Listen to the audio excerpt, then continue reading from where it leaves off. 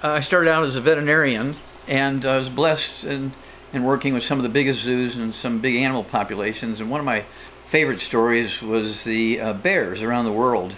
They were dying of liver cancer all over the world. It didn't matter if they were a polar bear, a black bear, a sun bear, a Kodiak bear. It didn't matter what species they were, and it didn't matter what zoo or what country they came from. They're all dying of liver cancer. And Marlon Perkins from the old Mutual Omaha Wild Kingdom show, I had worked with him, and he said, okay, Wallach, I was going to start this big project for the National Institutes of Health, doing autopsies. It was 1967 and just came back from Africa. And Perkins gave me this list. He says, here's a list of things that I personally want you to do while you're doing this project for the NIH. And I looked at it, and the first thing on the list was, why are all the bears, regardless of species, all over the world dying from liver cancer? And he says, the biologists say it's a genetic thing. What do you think? And I said, well, it's certainly not a genetic thing if every species all over the world of bears are dying of liver cancer. I said, but I think I know what it is. He says, well, you haven't even seen any of the slides, nothing. Well, there is a particular fungus that actually causes liver cancer. It's called aflatoxin. It's very common in peanuts, and most bears sell peanuts at the zoos so people can throw them to the bears, so they can stand up and they take pictures of them waving at the crowd to get attention so they can get the peanut. So let's culture some of these peanuts from around these zoos around the world.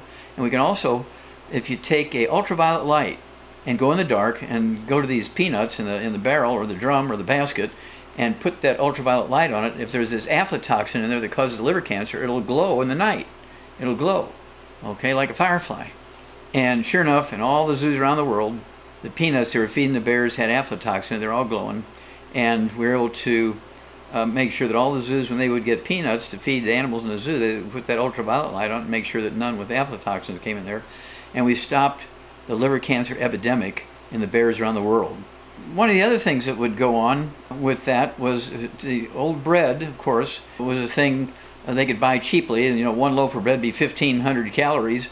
And it was moldy bread, from the various bread companies would sell them to the zoos and so forth.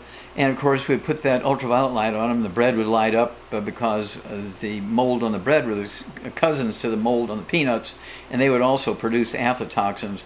So they had to give up the bread as well as the peanuts. So it was quite the story, and it made the front pages and the magazines and this and the other.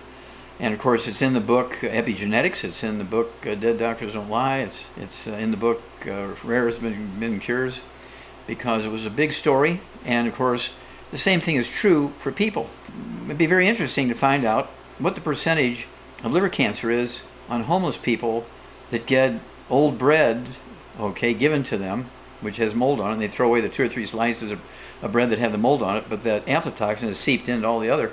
I want to know what the rate of liver cancer is on the homeless people compared with middle-class people who have a job and only buy fresh bread that doesn't have mold on it. That'd be very interesting. We actually switched the bears to dog food, dry dog food. We just had to get dry dog food that didn't have any gluten in it. And so we switched them to dry dog food. And remember, that was in 1967. We ended the bear liver cancer epidemic. And of course, it's one of those things where I'm very, very proud of that. It's rare that one person's experience added to telephones and letters, and we didn't have emails and stuff like that back then. If they did, I didn't know it. And so it was all done by letters and phone calls. And just think of that. We were able to, and the best biologists in the world hadn't figured it out, and we're dealing with liver cancer in polar bears, Kodiak bears, black bears, sun bears, brown bears, every kind of bear you can think of, pandas, because they're all being treated the same diet-wise. And so it was quite the project. The results were stunning, and I was very, very proud of that. So I was just blessed, and we'll give the good Lord all the credit. And I was just so happy and proud that I was the instrument to make the good things happen. Well, one of the great rare and endangered species, of course, is the giant panda.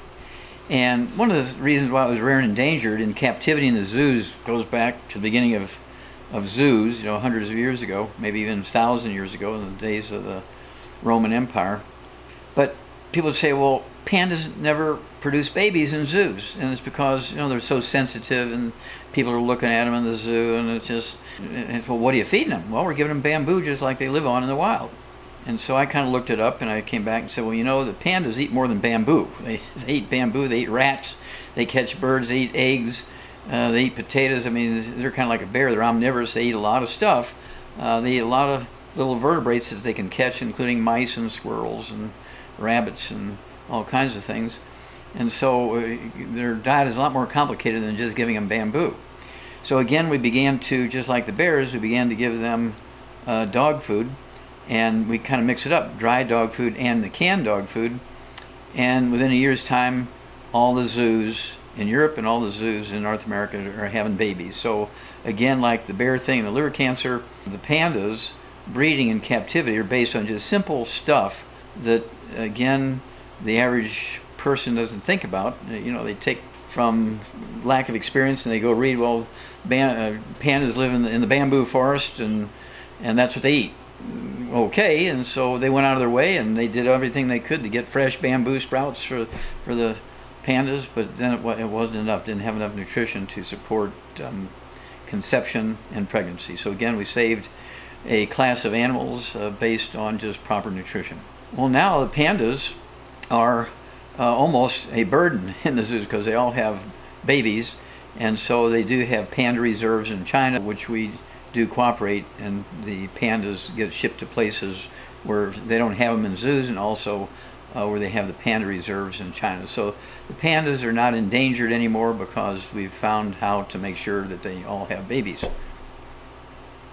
At the Chicago Aquarium, the porpoises and dolphins were all having problems and dying of heart failure and this, that, and the other. And it comes down to, there's a certain kind of fish that has thiaminase in it. Thiaminase is an enzyme that destroys vitamin B1, thiamine. And thiamine deficiency causes congestive heart failure. And so, we're talking about sardines and things like that, and these small fish, which were easy for zoos to get and keep in the freezer, and the porpoises and dolphins loved them and everybody was happy. And so we began to switch to different types of fish that did not have those thiaminase enzymes. We gave them the 90 essential nutrients, which all vertebrates need, including porpoises and dolphins, and we gave them extra of the thiamine just in case some thiaminase got in there, and we ended all the congestive heart failure deaths in the porpoises in captivity. But why is this happening? Well, it turns out for years and years and years and years that aquariums had trouble keeping dolphins alive for long periods of time, particularly the ones that used those fish that had the thiaminase enzyme in the tissues, and nobody made that connection. Well, you have to appreciate, by the time that I got there, I'd already done 20,000 autopsies and 17,000 and change of over 454 species of animals, including dolphins and porpoises and whales and so forth. So I was very familiar with whales of all sizes and species. And so it comes down to my training as a pathologist. And so when you have populations showing the same problem, it's going to be very easy to solve the problem. Now, to a geneticist, they say, well, it's a genetic thing. It's in all the dolphins. Well, no, there's other options here. What are they being fed? What do they drink for water? What is the water in the tank being cleaned with, and so forth? Are it just filters or chemicals or what? And so you have to look at the environment. You have to look at their food. And I have solved so many problems for domestic animals, also for so many animals in captivity, and this includes birth defects and so forth. So we're very, very proud of that. And basically, the problem was they were just being fed fish. Because again, they would ask a veterinarian, they would ask a doctor, and they'd say, oh, just feed them well and they'll get everything they need. And trying to keep expenses down, instead of giving them the 90 essential nutrients, they would just give them the whole fish. Well, we're giving them the whole fish. That's what they eat out in the wild. Well, where those fish come from that have the thiaminase enzyme in the tissue, there's no dolphins and whales there in those places. Okay, and the people who eat those fish by catching them, with either a spear or a hook or a net or something, they're eating all kinds of other things. So eating three of those little fish twice a week is not a problem. But if they only ate those fish 3 times a day as their only meal, they'd have a problem with congestive heart failure just like the dolphins. When it comes to other animals, people always ask me, okay, what about big vertebrates, like cattle and horses and so forth? If they were having congestive heart failure, that would mean they're either getting some thiaminase enzyme somewhere, or they're getting fed food that didn't make those vitamins. Okay? thiamine. And so thiamine is actually made by grain. Okay, well, grain has its hazards because of the gluten in it. And so it's one of those things where they say, well, eat whole grains, you get vitamins. Well, yeah, you do, especially in the bran, but that's where most of the gluten is. And so that's not my first choice as a source of thiamine, okay, especially in domestic livestock where they have no health insurance for the animals. We can send them to a cardiologist to get congestive heart failure. No. You give them all 90 essential nutrients, you give them a trace mineral salt block, and the need for medical care or veterinary care of livestock, such as, again, as cattle and horses and sheep and pigs and goats and poultry, chickens and turkeys and things, is almost zero, because you're getting all these nutrients in their supplement programs. And farmers do this without the need to go to a veterinarian. This is either what they learn in agricultural school, or the feed salesmen that go through those communities. They'll stop at every farm. They'll say, hey, you can reduce a lot of these health problems. Your calves will be better off and not have all these problems by giving the mothers these vitamins and minerals, and they come through the milk. And when the calves start eating whole foods, they need their own supply and so forth. And this is one of the reasons why I knew we could really take veterinary nutritional supplement programs and devise a similar program for humans, because all vertebrates require the same nutrients, and all vertebrates get the same diseases from the same deficiencies. So why wouldn't the processes we did with animals work on humans? And sure enough, it worked. One of the great areas that I learned from the animal industry and carried over into human life is that birth defects were fairly rare in livestock, cattle and sheep and horses and pigs and stuff like that. They occurred, but they occurred randomly. Maybe 2 farms in a county in Missouri might have this problem because those defects were caused by a mineral deficiency and they didn't have those minerals in the soil there, and they weren't supplementing in any particular way with that mineral, and that's why they had the birth defects. And the brothers and sisters of those same animals and 5 farms over didn't have any problems. And so the first one I ran into, which was really spectacular, I had graduated from veterinary school. I was kind of halfway through my degree in pathology from the University of Missouri. I went to Iowa State to finish it off. Marlon Perkins, before I got finished, he sent me to Africa to work on the White Rhino Conservation Project. And 2 years into that, he had me come back because he got this grant based on one of my research projects, $25 million to do those autopsies. One of the places I was working was at the Yerkes Primate Center in Atlanta, Georgia. These were the big NASA monkey colonies were, and I was a veterinarian and a pathologist there, and I was also working on human pathology at Grady Memorial Hospital in Atlanta. And I ran into the first non-human case of cystic fibrosis, supposed to be the classic example of a genetically transmitted disease in humans, cystic fibrosis. And I did my little review here, and it turns out I was able to get permission to do biopsies of the other 24 baby monkeys in the colony, all of whom had different mothers and fathers. There was 25 pairs of monkeys. Every one of them had babies at the same time. They kind of controlled the breeding dates, so babies are going to be born about the same time. And the first one that died, I got, and classic cystic fibrosis. I sent tissue around and to experts, and they said, oh, this is a classic example of cystic fibrosis. And I said, well, this happens to be from a monkey. What? You found the first non-human case of cystic fibrosis. So everybody was excited. And I was in every newspaper. Every day for 3 months. What a wonderful thing this was. And finally the scientist said, okay, Wallach, how long do you think it'll take with breeding of that one monkey and taking genes and doing artificial insemination and all this kind of stuff? Because we'll be able to get 100 baby monkeys to really do some research on cystic fibrosis. And I said, well, I can do better than that. I can give you 1,000 baby monkeys in 6 months. Because it's not a genetic disease, it's actually a nutritional deficiency of a single nutrient. And I can reproduce as many monkeys as you want. And they immediately fired me because they believed it was a genetic disease, and I was sniffing glue, and I was way off in the deep end, and this, that, and the other. But I had gotten permission to do biopsies of these other 24 baby monkeys. Well, guess what? They all had cystic fibrosis, even though they had different brothers or mothers and fathers. They were not genetically related to each other than they were monkeys, but they weren't cousins or anything like that, because the monkeys were from all over India, not just one little county or anything. And so I knew that it wasn't genetic. And so I started really studying cystic fibrosis hard in people. And sure enough, it's a very, very simple disease, easy to prevent. It's a deficiency really of two nutrients. One deficiency causes the pancreas and the liver disease. The other nutrition deficiency causes the respiratory problems, which are classic, usually the terminal event of kids with cystic fibrosis. So to make a long story short, I was able to come up with a program for that and went around the world and just gave lectures and so forth, and came up with programs. And so today, these kids can live to be in their 70s and 80s and 90s.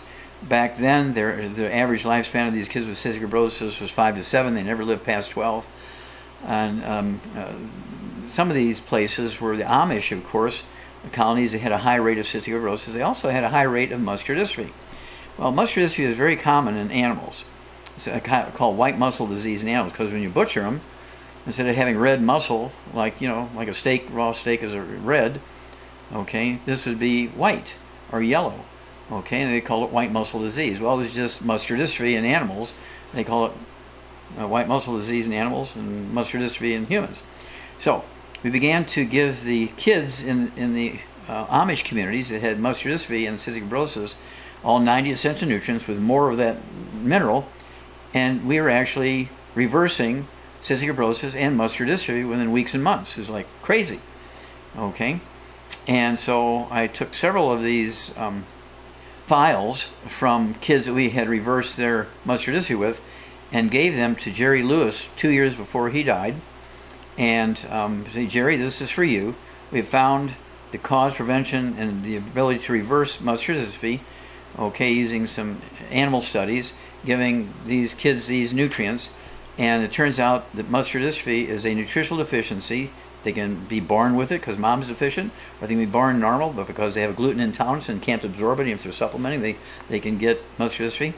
But it's a totally reversible and preventable disease. He got so excited, he took those records to the Muscular Dystrophy Association. Remember, he was doing a telethon for 20 years, raising money for research in genetics and all that kind of stuff in muscular dystrophy. And they fired Jerry Lewis and shut down the telethon. That's why I haven't heard anything about muscular dystrophy or cystic fibrosis in the last 10, 12, 15 years. There aren't any cases anymore. Every baby formula, by law now, has to have this nutrient in it. We're also able to end sudden infant death syndrome, crib death. Okay, the failed theory was the crib death was caused by mothers laying on the babies in the crib. Well, it turns out that only 2% of the babies who die of crib death are in bed with their mothers when they die. Well, they suffocate from the sheets and blankets. Well, I redid a lot of those baby deaths as far as autopsies, and none of them suffocated. They all died from hypertrophic cardiomyopathy heart disease, which is a deficiency of a single nutrient, the same nutrient deficiency that kills young athletes, 25,000 a year in America under the age of 20. I've done 1,700 autopsies on kids that have died of that. The English, it's in 3 languages. The English version is in the Journal of Trace Element Research. It's also in Mandarin and Cantonese. But at any rate, through federal court rulings that went in our behalf, because we've been after them for years and years and years, we were putting what we call kids toddy. It was a liquid multiple. We would have people put in their formulas because we knew they didn't have that nutrient in there. And sure enough, the rate of crib death was slowly going down. But when we got this ruling, April 16th, 2013, federal court, which required all manufacturers of baby formulas to put that nutrient in baby formulas within 3 months, a cover story, front page, the Charlotte Observer, which is the big page in Charlotte, North Carolina, big newspaper in Charlotte, North Carolina, just like New York Times in New York. They said, we don't know why, but crib death has vanished in the state of North Carolina. 3 months later, Missouri said the same thing. 3 months later, all states said, we don't know why, but the rate of crib death has dropped dramatically by 85 to 95% in our states. That's because baby formulas now had that nutrient in there. The reason why it was dropping slowly over the years before the court ruled to put that in baby formulas, we had our kids toddy, and people would come to our lectures, as being interviewed on TV and radio and so forth, and people knew to get that kids toddy and put it in their baby formulas to prevent sudden infant death syndrome, crib death, and also muscular dystrophy and cystic fibrosis. So we're very, very proud of all that. We had to sue the courts and everything because we were getting rulings ordering us to stop saying that we could prevent and reverse certain childhood diseases and adult diseases using vitamins and minerals, because doctors and hospitals and insurance companies and people who were geneticists would go to the courts and say, this guy's a veterinarian. He wasn't even a doctor yet.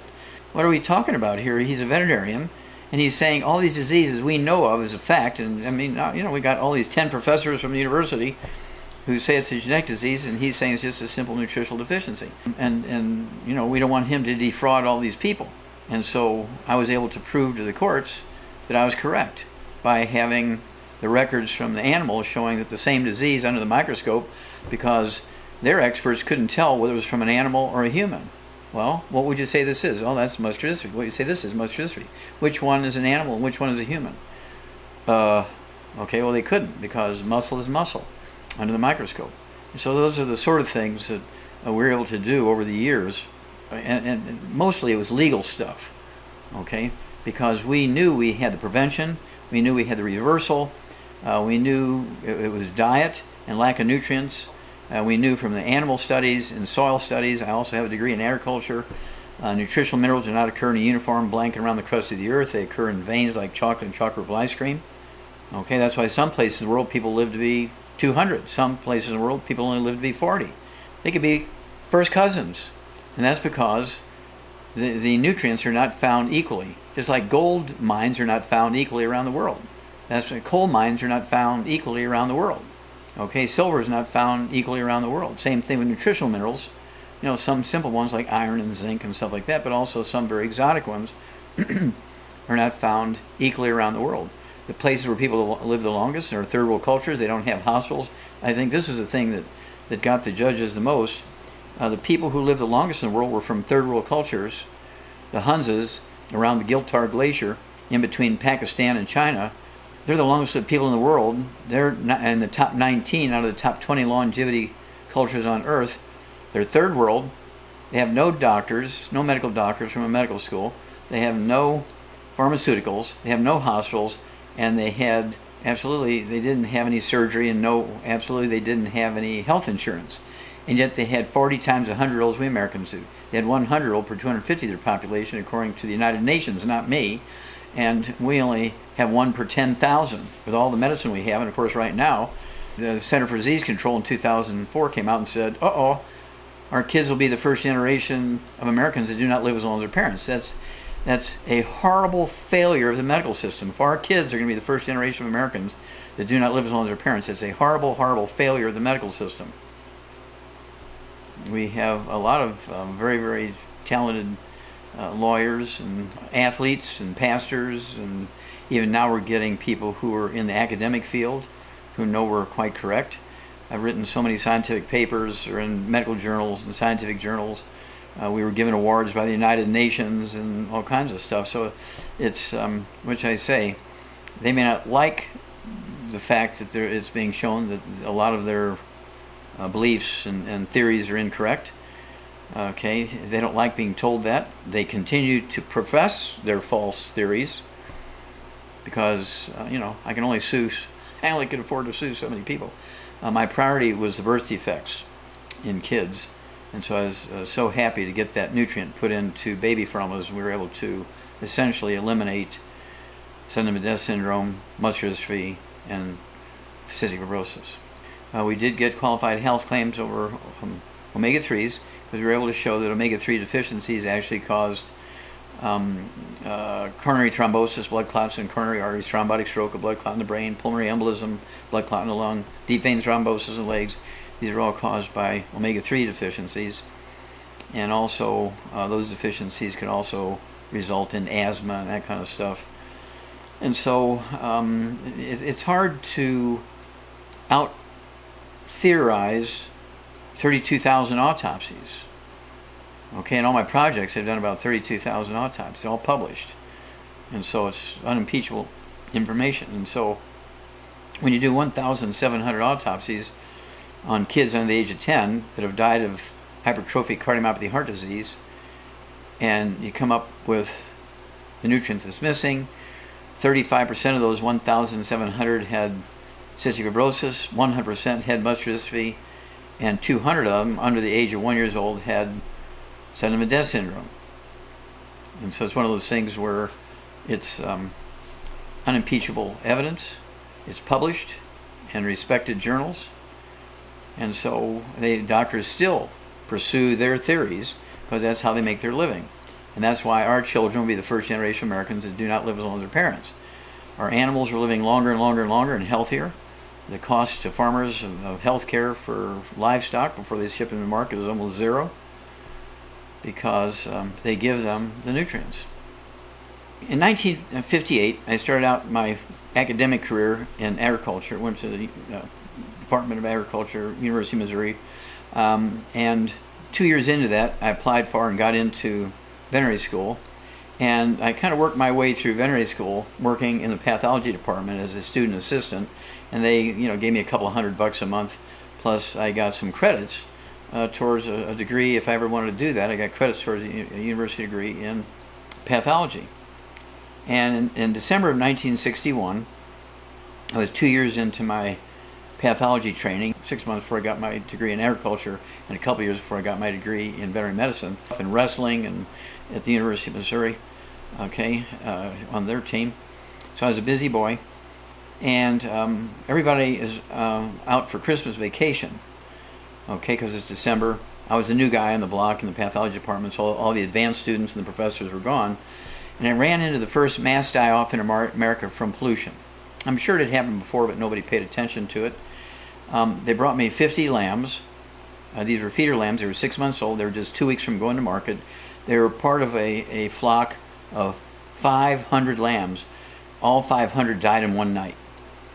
So they brought me 50. Opened up the first one, and as the blood came down over the wool, because they had 2 inches of wool, they were going to shear them and then send them off to market. And of course, they all died in that one night. Well, the blood came out of that lamb, and it looked like chocolate milk instead of blood, which is called methemoglobin. That's caused by nitrate poisoning. And so I said, okay, it's gotten some nitrates in the drinking water or the hay or something.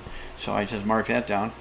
And then I got up into the neck of that first one, and the thyroid lobes, and a 6-month-old lamb would be the size of an almond, maybe ½ inch long, quarter-inch wide, maybe a couple of millimeters thick. Well, these thyroid lobes, 2 lobes in this lamb, were like big plums, 100 times bigger than they were supposed to be. So I knew the nitrates had been there a long chronic time because you get goiter from chronic low-grade nitrate poisoning. The question was, why did the 500 die in one night? Because if you have a flock of lambs, they're 6 months old, and they got goiter, you might have one die. And if you let them live, maybe in a month or two, another 2 will die or something like that. All of them are not going to die in one night. That's not typical of a thyroid issue. And so I checked with a farmer, and his granddaughter was doing a high-low temperature readings for her 4-H project for 3 months before they all died, and then a couple weeks afterwards. And it turns out that the temperature in central Missouri in the wintertime can be very high. It could be in the 80s if the wind is coming up from the Gulf up the Mississippi River. It's coming down the Mississippi River from Minnesota or Wisconsin or Michigan. It can be 19 degrees below zero. It turns out on the night they all died, the temperature dropped to 19. They all died of hypothermia, because their thyroids weren't working, able to maintain their body temperature. And so I got it all ready for publication, and when the professors and everybody came back from the Christmas vacation, it's 1961, I'm 21 years old, and I said, okay, here I got this, and this. It's all ready for publication. May I be a co-author on it? He says, well, we didn't do anything. It's all yours. I said, well, I'm talking about protocol here. I'm a student. He said, no, you did the whole thing. You figured out this is yours. I said, wow, thank you, sir. So that was my first solo publication. I was a sole author on it, and I submitted it to veterinary journals and got it published. And I was so excited, I gave copies to everybody. And I gave one copy to Marlon Perkins from the old Mutual Omaha Wild Kingdom show, who I'd worked with as a kid before I went to the university, all through high school and summer times during the university. And he got a $25 million grant from the National Institute of Health, from NIH. He got a $25 million grant to study pollution and deaths in zoo animals and pollution and deaths in humans living around the big zoos, kind of looking for the canary in the mine sort of thing, where there's bound to be a species of animals in the zoo that was sensitive to the same pollutants as humans. And if they were to die, we knew to evacuate the cities. That was the whole purpose of that project. And so that was my my first autopsies by myself, and it was my first big project. I actually got it published, and it resulted in a $25 million grant from NIH. So I'm very, very proud of that, and thankful to Marlon Perkins. He recognized the value of that thing. I didn't recognize the entire value of it, but he did. He said, "Oh my gosh," and he used that to apply for the $25 million grant to do that autopsy study in the big zoos around the United States and North America and Canada and Mexico. And that's led to me working all over the world. That one $25 million project, I did 20,000 autopsies, 17,000 some change of over 454 species of zoo animals, and 3,000 people who lived around the zoo. What I found out was there was no deaths in the zoos, there was no deaths in people living around the zoos from pollution. That was all kind of a fake theory. Okay, there was no deaths from pollution. And I also found out there was no genetically transmitted diseases. And that began this long career. Before the NIH study, I think probably, I would say I had done probably 1,000 autopsies, a couple of dozen humans. The rest were various species, mostly domestic animals, a few exotic, llamas and farm animals like that, and geese, and sometimes they bring me 25 turkeys, and I'd have to do autopsies on 25 turkeys because they had some dying and stuff, and had to figure out why they were dying. Of course, I took them home and ate them. I was a poor student. In the pathology department, there's a team. You give them the tissues, a little bottle of formaldehyde, and they take the tissue and make slides out of them. And also you take anything you want to culture for bacteria, viruses, or fungus. You take swabs out of it, and sterile swabs, and put them in a test tube and give them to the lab, and they will grow it and tell you what they grow. But I knew how to do all that kind of stuff. But you can't do all of it. There's just, it's too much. So you have a team. You have people who work in the lab, some that make the slides, for looking under the microscope, some that work with blood tests, some that work with hair analysis, some that work with microbiology and you're growing bugs, some deal with parasitology, which some you can see depending on which parasites they are, either in blood slides or like malaria and things like that, or trypanosomes in the blood. But when it comes to worms in the intestines, you usually see them because you get a roundworm 8, 10, 12 inches long in a llama or a human, that kind of thing. And so some of those things you could report and record, and just to know what species they are, we'd put them in a bottle of alcohol and give them to the lab, and they'd find out, if they got them here locally in the United States or they got them in Colombia, or where those worms came from. So it's all very important information. And so I had access to all that from the universities and National Institutes of Health and Yerkes primate centers. And of course, when I did that 1,700 autopsies, that project was in Qishan, China. And Milan, Dr. Milan, my wife, she's a medical doctor from China. She and her parents had tremendous connections in China. So she was able to get permission for me to do 2,000 autopsies of kids in Qishan, China. They're all dying from this heart attack. Okay, and they're all dying from that deficiency, that one nutrient. And I knew that same nutrient deficiency caused cystic fibrosis, muscular dystrophy, and crib death. And so I figured, well, they're all arguing with me whether it's a genetic disease or not, or the mothers are suffocating the babies. And so what I did was ask her if she could get me to do 2,000 autopsies. If I could find 10 cystic fibrosis kids that were supposed to be of European people. You never found cystic fibrosis in Chinese or Asians or Japanese or anything like that. It was all Europeans. So that's why they said it was a genetic disease. Well, when I did those 1,700 autopsies in those Chinese kids in Qishan province, 35% had cystic fibrosis, which the Chinese never paid real attention to that because they didn't have cystic fibrosis. 100% had muscular dystrophy. They died from Qishan disease. They died from that heart attack, but they also had muscular dystrophy. And then 200 of them died from what would have been diagnosed as crib death here in the United States because they were 1 year of age and had the cardiomyopathy heart attack. And so it was a tremendous project. Of course, I had, when you look at the publication, we list it had to be 8 or 10. You do 1,700 autopsies in just 6 weeks. Okay, we had a team that had to make all the slides, had a team that would come prepare the bodies and stuff like that. I mean, I wasn't taking the bodies out of the bag and putting them on the table. They would do all that and have that all arranged. So when I came through there, my job was just to do the autopsy. I didn't have to do the mechanics of getting the body on the table and taking the body off the table and making the slides and all that kind of stuff. They had teams that did all that, and that's where Dr. Milan set all that up. At Yerkes Primate Center, I worked there for 2 years, so I mean, I did hundreds of autopsies there. And at the University of Missouri, I did more than that one with where the 50 lambs died. I did over 1,000 there over a period of 4 years. Now it's probably more than that. It's probably more like 4,000 over 4 years, maybe 1,000. Because some days I'm doing 50 autopsies. You know, they bring you buckets of chickens and things like that, and maybe some laboratory experiment. They'd have 100 white rats they want you to do autopsies on, to finish out the experiment and that kind of stuff. And so it was, 1,000 here, 1,000 there, 50 here, 1,700 there, 20,000 there. It adds up. But very few people have as much experience in doing the number of species. I think probably I'm the only one that has the experience with the number of species that I've done. 454 species, probably more than that, but that was that one study. I did 454 species of animals in that big 20,000 autopsy study, and 454 species plus humans, so that's 455. And then there were other species.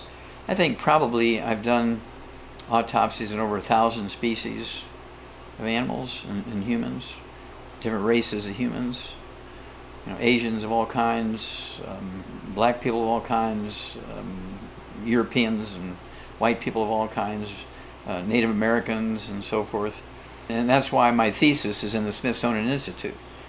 Nobody has done as much as that as me. I'm not probably smarter than anybody else, but nobody has done as many autopsies as me with as much variation. Usually somebody's a veterinarian working at a university, they're going to be a veterinary pathologist in the animal colony, and they're dealing for 25 years with white rats and guinea pigs for 25 years. Okay? And so that's what made my material so unique. And when I could find human diseases that were supposed to be genetic in animals like muscular dystrophy and cystic fibrosis and heart disease and all that kind of stuff, it was very obvious that it wasn't genetic. It was nutritional deficiencies, and that's why my thesis is in the Smithsonian Institute. They put hard covers on the thesis and sold it as a textbook. W.B. Saunders published it, which is the biggest medical publishing house in the world, W.B. Saunders, and they published that thesis as a textbook. The first printing was 30,000. The second printing was 30,000. I think we're probably going to do it again. We have a lot to add to it as kind of an update and refresh it. But I think we'll probably do 100,000 copies this next printing, and so we'll probably do that in the next year or so. We're working on 2 more books I got to finish before we start that project, but I think it's time to update that one. But very, very proud of that. It started out with 5,000 pages. It was 5,000 pages, and everything was very crisp and tight. And W.B. Saunders says we'll never sell them 5,000 pages because the book was that thick and there was so much information in there, and people, it would cost $50,000 a book. They said, okay, not going to do it. And so they edited it down without losing any of the meaning. All the pictures were there. The pictures stayed in, of the microscopic slides and that kind of stuff, the various diseases where it was pertinent. Now, if you can find them used and beat up, you might get one for $400, but usually they're averaging around $900 to $1,000. If you get them in pretty good shape, they'll sell for $4,500 to $9,000, $10,000. Brand new, if they're still in the box, not open, they sell for $25,000. Because to redo that project would cost over $1 billion. They looked at that a couple of years ago. They were going to redo the project. So I said, I'll volunteer. I'll supervise it for nothing. I'd like to redo the project. Okay, 30 years later. So I won't charge anything. I'll just do it just to be doing it and be involved. And they called me in 6 months and said, okay, sorry, Wallach, we can't do the project. Why? What's the matter? Well, we did an estimate of cost of the project. To get it done in 10 years, it would cost $1 billion today. It was only $25 million back then. So they'd rather just spend $25,000 on your thesis than to redo it for $1 billion.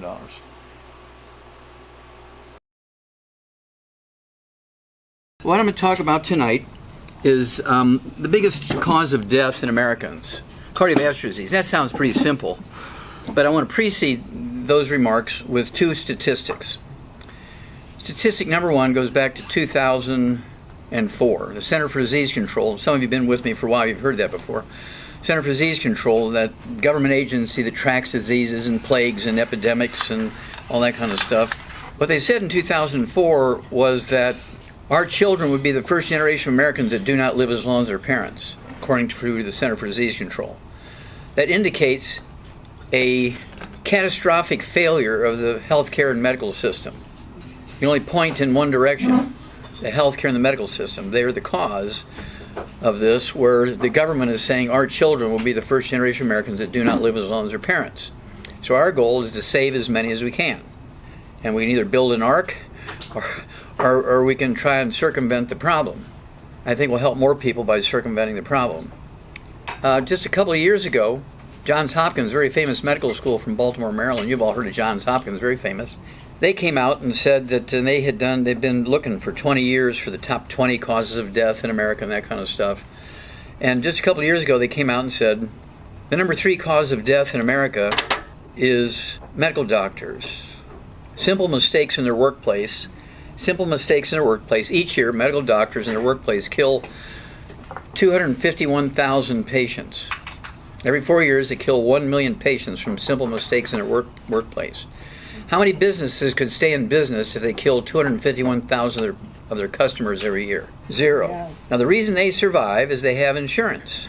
So the insurance pays off the relatives to keep their mouths shut, and their society lets them keep their license, and they just keep on going and keep killing more people. Now, those are 2 horrible statistics. This is in the front page of the New York Times, and yet people continue to go to doctors. I just love my doctor. He told me to take 2 aspirin a day and my headache could go away. Cardiovascular disease is the number 1 killer of Americans. Cardiovascular disease starts in the intestines because you need nutrients, and we'll get into some of those nutrients in a minute for the cardiovascular system. But if you're eating gluten, you cannot absorb them because you're damaging your intestine. And if your ability to absorb drops down below 3%, no matter how much supplements you're taking, it's all going out in the toilet.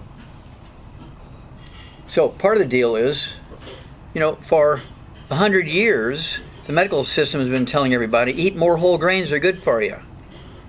Bam! You're dead. Because of gluten. Wheat, barley, rye, and oats. Wheat, barley, rye, and oats, okay? Now, what was the breakfast of champions? Wheaties. Why do you think all the athletes die so young? Wheaties. What about Quaker oats? Getting the picture? Okay, now you got to get rid of all that. Pancakes, waffles.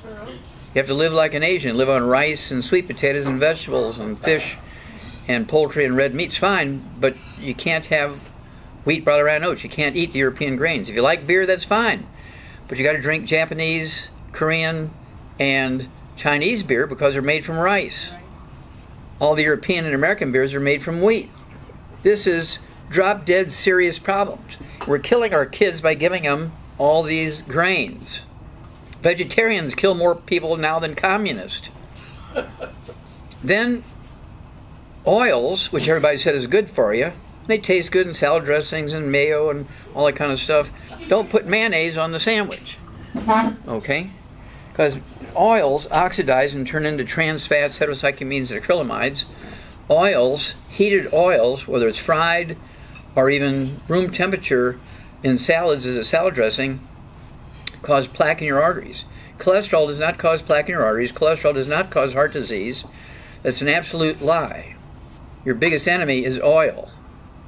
Turns into trans fats, heterocyclamines, and acrylamides. I found that out in, it was 1969. I was on that big project with NIH, did my 20,000 autopsies, and 2 of them were wild sheep from the Atlas Mountains of North Africa, north of Morocco. And they were only in America for 2 months. They died 3 days apart. When I did the autopsy on them, they died from 98% blockage of their coronary arteries with plaque. I had to sit down a minute. Now, where were these sheep getting cholesterol? They're not eating eggs. They're not eating red meat.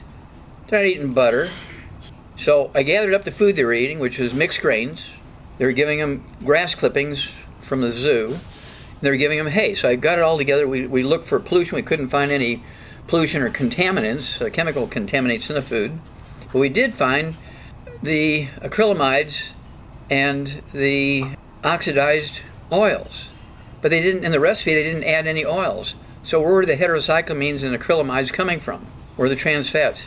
You're exactly right. The mixed grain was stored for 2 years in a metal 55-gallon drum in a metal barn. And during the summer times, you get over 120 in there.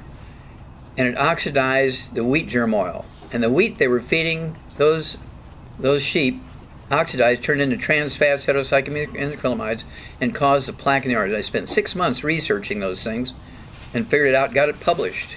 I tried publishing it in a cardiology journal here, medical journal here in the United States. They wouldn't take it. They said, Wallach, you're out of your mind. That's a human disease. Why would sheep? I said, that was my question, but I figured it out. No, we won't publish it. I couldn't get it published in veterinary journals. They said, well, we called the medical guys because this is a human disease, and they said, you're crazy and we can't publish it. So I got it published in a Danish pathology journal. Okay, so it did get published. Then you have to appreciate, when you can't absorb these nutrients, many of them are minerals. Now, I have to tell you that hemorrhoids, varicose veins, and aneurysms are caused by deficiency of the same nutrient. That same nutrient deficiency causes white hair. I see some people with white hair in here, and silver hair, and salt pepper hair, gray hair. These are people who are in great risk of having aneurysms, okay, and varicose veins and hemorrhoids, because that one nutrient deficiency causes all those problems. Then I did 1,700 autopsies on kids under the age of 10 who had died of hypertrophic cardiomyopathy heart disease. That's that heart attack that young athletes die from. 1,700 autopsies on that project. These kids all died from this heart disease. In America, 25,000 under the age of 20 die each year in America from that sudden heart disease. It's caused by deficiency of a single mineral. When I did that autopsy thing, I was actually looking for something else. I already knew what that was caused by. So I was looking for cystic fibrosis, muscular dystrophy, and sudden death syndrome. In the 1,700 autopsies of the kids that died of that heart disease, that heart attack, 35% had cystic fibrosis, 100% had muscular dystrophy, and 200 of them under the age of 1 year of age had what would be diagnosed here in America as crib death or sudden death syndrome. We used that information to sue the FDA, and we got a ruling in our behalf to put that nutrient in. And I've been trying for years to get all 60 minerals in. They're just too complicated. This time I just tried that one nutrient. And the federal judge gave us the ruling in our favor, April 16, 2013, that all manufacturers of baby formulas had to have that nutrient in it. Now, for up until that time, we actually came up with Kids Toddy, which had that nutrient in it, which is a liquid multiple for babies, and we'd have them put that in the baby formulas because the baby formulas only had three minerals. You need 60. All these babies are dying of all this stuff.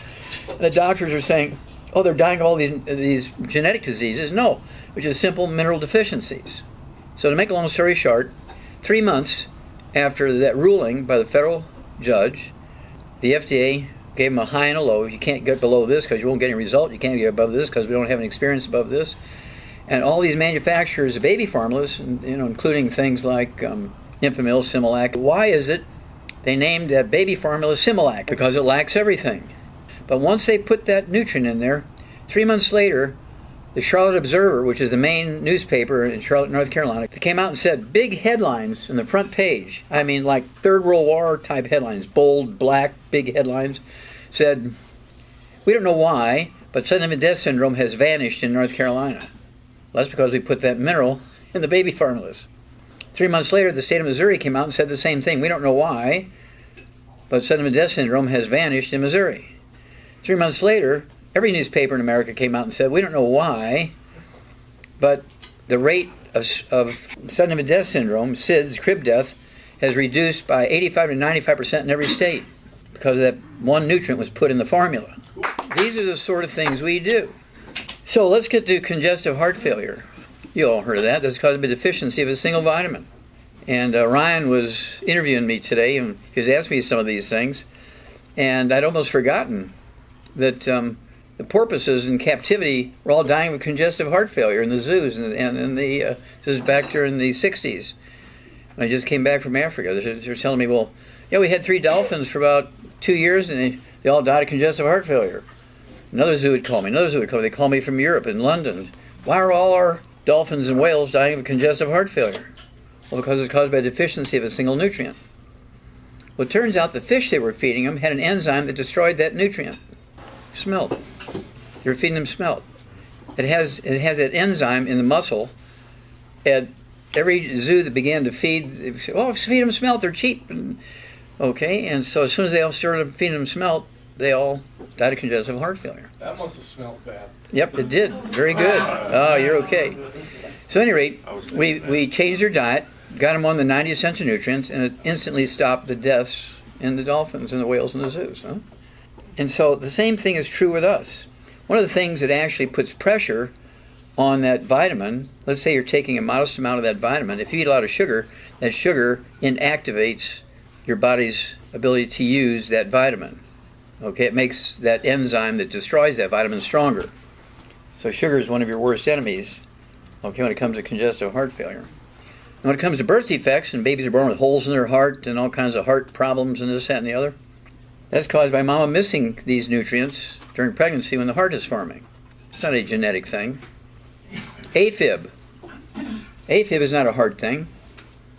It's the cardiologist killed that congressman from Elijah Cummings, where he was from. Maryland. Yeah, okay, Elijah Cummings. He was 68 years old. He'd been in the Congress for 30 years or 40 years or some long-time congressman. He had AFib, and they opened him up, and they took a soldering iron, heated it up, and tried killing parts of his heart muscles so that it wouldn't run fast and beat irregularly, because they thought it was a heart problem. They killed him on the surgery table. A congressman. They killed him with the wrong treatment because he had a back problem. The nerves that control the rate and rhythm of the heart are the first 4 thoracic spinal nerves. When you have degenerative disc disease, your vertebrae T1, 2, 3, and 4 get closer together and smash the roots of those nerves, causing AFib. Now also, if you have osteoporosis of the skull and is squeezing the 10th cranial nerve, the vagus nerve does many things. When you squeeze the vagus nerve, you get COPD, that chronic dry cough, unproductive cough. That's osteoporosis of the skull, squeezing the 10th cranial nerve, the vagus nerve. You also get AFib, so you can have AFib from osteoporosis of the skull, squeezing the 10th cranial nerve, and also from degenerative disc disease, squeezing those 4 nerves between T1, 2, 3, and 4. So you could have 2 causes of AFib, but none of them are from the heart. Also, you can have what's called gastroparesis, which is extremely painful belly pain, and they can't figure it out, but it turns out it's that vagus nerve goes all the way down into your belly and controls your intestines and your stomach. And they'll put these endoscopic tubes down your throat and look around there looking for an ulcer, that kind of stuff, or cancer in your stomach, take samples and things. They can't figure it out. Say, well, the only way we can guarantee we can take away the pain will just take your stomach out. Well, that's the wrong approach, right? And so I'm telling you all this. Oh, there's one other thing I had to back up. I missed one. Okay, how many of you have heard of red blood cells? How many have you heard of white blood cells? Have you ever heard of platelets? Okay, now all of those are part of the cardiovascular system, right? They're just the mobile cells that carry oxygen and food and stuff like that, right? They do things, but they require 90 essential nutrients. Your bone marrow makes red blood cells, white blood cells, and platelets. So your bone marrow is part of your cardiovascular system. Because if you're not giving all the nutrients necessary to your bone marrow, you can't make red blood cells, white blood cells, and platelets. They'll say, oh, you have an autoimmune disease, your platelets aren't there anymore. Really? Do you have any skin problems? Yeah, I've got eczema and dermatitis. Well, Margie, what does that mean? Gluten. Gluten alert, gluten alert, gluten alert. So even if you're supplementing with minerals, you can't absorb them, so your bone marrow is still without the minerals. Okay, well, what about white blood cells? What if you get a pneumonia or something like that? Do your white blood cells go up? They say, no, they can't figure out why. They say, I must have a bad genetics for my immune system, because I can get any disease you can think of, and my blood cells never pay attention. They never increase or never go to the local place. They have nothing. Okay, well, when you bleed, how long? If I nick myself shaving, I'm bleeding for 3 days. That's because there's no platelets, because the bone marrow is not getting the nutrients it needs because you're on gluten and you can't absorb them if you're supplementing. And you know people with these problems. You know, they put the pieces of tissue paper in their face and it's just bleeding through that all the time. You know, your platelets aren't working. So all that has to do with the cardiovascular system. The doctors want you to think it's just your heart and arteries. How many nutrients does it take for bone marrow to make red blood cells? 90. Oh, my doctor said I just needed iron for my red blood cells. No. You have all the proper amounts of iron in your blood, but if you're missing any one of the other 89, you're going to be anemic. Well, my doctor says I have a genetic disease. Well, what about sickle cell anemia? It's called thalassemia. Called thalassemia in white folks. Same disease. Because it's not a genetic problem in black people. I've seen sickle cell anemia in hummingbirds, okay, and snakes, all kinds of vertebrates of every kind, chickens and all kinds of stuff. Why? Because it's the deficiency of a single nutrient during incubation in the egg or during gestation in the uterus, when the bone marrow cells are forming that make hemoglobin. If mama's missing that stuff, there's an injury, and so it just keeps producing dysfunctional red blood cells. Doesn't matter what race you are, what species you are. So the cardiovascular system is a lot more complicated than just, doing a heart transplant. And you guys are in a position to prevent all these problems and reverse all these problems. Now you think about that. Remember, the CDC says our kids will be the first generation of Americans that do not live as long as their parents. That's because doctors are giving out nothing but misinformation. Eat more whole grains. That's the worst possible thing you can do. Eat like an Asian. Rice and sweet potatoes, vegetables, fish, except for smelt. Okay? And poultry's fine. Red meat's fine, but you can't fry it. You can't burn it. But I took iron. No, you need everything to make it all work, because you're dealing with every tissue in the body as part of the cardiovascular system. So let's open it up for questions, a few questions. Yes, sir. Three snack foods, I'll call them. Peanuts, raisins, sunflower kernels, and wild blueberries. That's 4. That's 4, okay. Any of them good, bad? What's the... Well, you said sunflower seeds, right? Sunflower kernels. Kernels, okay. Well, you got to watch it because they have oil in them, sunflower oil. If they're stored for any length of time, they've oxidized and turned into bad stuff. Same with peanuts. Oils are dangerous. And oils are dangerous. They cause cancer and they cause plaque in your arteries. Also, peanuts have a fungus on them called aflatoxin. Ryan and I were talking about that today when he was filming me. And there was a very famous story. It goes back to the 60s, when all the bears in the world in captivity were dying of liver cancer. Every bear in the world in captivity was dying of liver cancer. Polar bears, black bears, Kodiak bears, brown bears, sun bears, pandas, they were all dying of liver cancer. When I came back from Africa to do my 20,000 autopsy study for Marlon Perkins and the NIH, he gave me his personal list. Okay, you're going to do the project for NIH, but since I got you the grant, these are the 12 things I want. Well, the first thing on there was all the bears in captivity are dying of liver cancer. Okay, well, it's not a genetic... I said, well, what do they think it is? He said, well, they just say it's got to be a genetic thing in bears. Well, why suddenly, after all these years, are every bear of every species dying of liver cancer? It can't be genetic, so don't tell me it's genetic. Okay, so what are they feeding them? Well, they're just, giving them vegetables and bread and peanuts and stuff, stuff like that. And, they sell peanuts and people throw peanuts to them and they stand up and beg and people throw peanuts to them and kind of stuff. Well, there's a fungus that grows on peanuts called aspergillus, which produces a toxin called aflatoxin, which causes liver cancer. There's a mold that grows on bread. People call it penicillin mold, but it's really not penicillin mold. It's actually this aspergillus. It's kind of green like penicillin, but it's not. It's aspergillus. So they're also getting from the old moldy bread, which they would buy for 25 cents a loaf and feed it to the bears, because one loaf of bread was 1,500 calories, and they didn't have to give them all that meat and this, that, and the other, so they're just giving them 2-3 loaves per bear every day of moldy bread. So anyway, so I said, okay, let's write a letter to all these zoos, because, we're talking the 1960s. We didn't have emails and stuff like this. So let's write a letter to all the zoos and suggesting that this is the problem, and just have them change to dog food that's gluten-free. Okay, it had to be gluten-free dog food, dry dog food, and vegetables, and let's see what happens.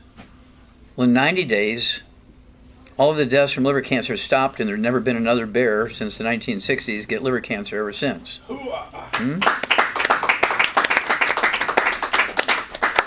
So we save the dolphins by changing their diet. We save the bears by saving their diet. Okay, what I'm going to do is I'm going to find out from the medical school there in New York City. I want them to give me what percentages in the homeless people dying of liver cancer versus people who are in the middle class dying of liver cancer. I'll bet you the homeless people is many times higher because they're eating the old moldy bread, because of the aflatoxin and the aspergillus mold. These are things you can control, and they're all in the books. They're all in the book, Rare Earthman Cures, Epigenetics. It's all in the book, Dead Doctors Don't Lie. It's in the book, Immortality. That stuff is in there. There's life-saving stuff in there. You know, I forget about these things, and I forget, we were going over how many autopsies they've done, and I'm missing about 4,000. I said, where did I do those? And we're driving over here, and it dawned on me, I spent 2 years in Africa, and the impala, antelope, were competing with the white rhino for the same short grass, and we were killing 400 of them to 500 of them a month so they wouldn't be eating the stuff that the white rhino needed. And we would give the meat to all the local villages, so they were happy. It was against the law for them to hunt them, but we could crop them to save the white rhino. So I did autopsies on every one of them. I mean, we didn't do laboratory work, it was out in the middle of the bush, but we did gross autopsies on all of them. And which ones had birth defects? Well, they had birth defects out in the wild because it's not a genetic thing, it's nutritional deficiencies. Parasites, those sort of things in the intestines. You know, you get a roundworm that long, it's easy to see. You don't need to look under a microscope to find that one, and so forth. And so that was another 4,000 there. 1,700 in China. 20,000 in North America. Okay, in the universities. Another 5,000 between University of Missouri, Iowa State University, Washington University, and also the Yerkes Primate Center in Atlanta. Worked for NASA. I get almost breathless when you think about all the things we've done to help save humanity. And of course, the medical doctors say just the opposite. Don't listen to that Wallach, he's a quack, blah, blah, blah, blah, blah. Okay? And so people choose poorly, and they'll listen to their doctor, and the doctor will kill them. Okay, anybody else have a question? Yes? What do you think about the GMO stuff, and is that much worse yet than... Okay, have you ever heard of crapola science? Crapola? Yeah, crapola. Is that a university? Yes. Now, what does GMO stand for? Genetically modified organisms. Okay, see, now they're trying to blame all these illnesses on genetically modified food. That's crapola. Okay, it has nothing to do with that. You have to appreciate that mineral nutrients, which make up 2/3 of the 90 essential nutrients we need, do not occur in a uniform blanket around the crust of the earth. They occur in veins like chocolate and chocolate level ice cream. They occur like gold in gold mines. Does gold cover the earth equally? No. There's a mine over here, 10,000 miles, there's a mine over there. Same way with coal. Same way with oil fields. Same with silver. Same way with iron. They do not occur in a uniform blanket around the crust of the earth. I was able to prove after 20,000 autopsies in one project that there are no genetically transmitted diseases. There are no genetically transmitted birth defects. And so when doctors couldn't figure out, and the environmentalists couldn't figure out why we're having all these problems, well, they're going to blame it on GMOs. It's a genetically modified thing. Well, that's why we're having all these problems. No, none of it is caused by GMOs. I get breathless every time I think about this, how badly they missed it. That our children will be the first generation of Americans that don't live as long as their parents. Doctors kill in their workplace by simple mistakes every year, 251,000 customers. When do you say enough is enough? Right now. Now. We have to take control. And that's what you're seeing with longevity. People need and want the information. They have to be independent. Back when I was a kid, we didn't have electricity until I was 9 years old. In those days, all the grannies used wood stoves. They didn't have electric stoves. And when Grandma had cravings, she had pica and cravings. Are you pregnant? You have cravings? No, I just have cravings. She'd take a spoon, go out in the backyard and eat clay and dirt. Kids will eat dirt when they have cravings. They would use wood ashes. They would eat wood ashes, and they'd mix them in with their porridge, or they'd put them in their drinks, or they'd put them in their bread dough to stop the cravings. Wood ashes, which are minerals. Now, babies, what were the beds called for babies 50 to 150 years ago? Cribs. Cribs. How many of you heard of cribbing? Okay, babies would chew on the rail of the cribs when they were missing those minerals and have cravings, and so they started putting fiberglass and plastic shields on the rails to prevent cribbing. Now, when you go into a horse barn and you see where the horses are chewing on the top rail of the stall they're in, they call it what? Cribbing. Well, pike is another name. Cribbing is the common term for it. It's caused by mineral deficiencies. Now, why is it? I'll find out here pretty soon. In Santa Monica in California, they've had 28 horses either die on the track or had to be destroyed because they broke legs racing on the track. Have you heard about that kind of thing going on? Yeah. That didn't happen before. Why is it happening now? Well, I'll bet you they changed their source of mineral supplements, or maybe to save a little money they stopped giving them mineral supplements. They just given them hay and grain. Well, there's gluten and grain and hay, which only needs 3 minerals. And so the first thing I'm going to do is go in the barns and see if they're cribbing. And then I'm going to get hair from their mane and tail and do hair analysis on them. And I'm going to, I'm sure they did autopsies on them, so I'll, go to the veterinary school and get the results of the autopsies. With people struggling with drug addictions, what would be the best thing for them? Great question. Okay, very good. Minerals, very high levels of minerals, because cravings are tied to nutritional deficiencies, okay? And of course, why did they take them originally? Did they have anxiety? Did they have depression? Okay. Anxiety, okay. Well, anxiety is caused by a mineral deficiency, caused by a deficiency of a single mineral. Talk therapy and all the tranquilizers and painkillers in the world aren't going to fix it because it's a mineral deficiency. And they need to get rid of all the gluten and all the bad stuff, right? And you have to appreciate all these people that have done mass murders and mass shootings. All these people who do terrible things to their family and their schoolmates and workmates in public places. All these people who right now have autism and all the various symptoms of autism. We have 1 million kids under the age of 6 that are already on psychotropic drugs for autism in America. 1 million right now under the age of 6. And if you have somebody in your family with ADD, ADHD, autism, anxiety, you get them on the minerals. Get them on the 90 essential nutrients. Talk therapy and tranquilizers aren't going to cut it.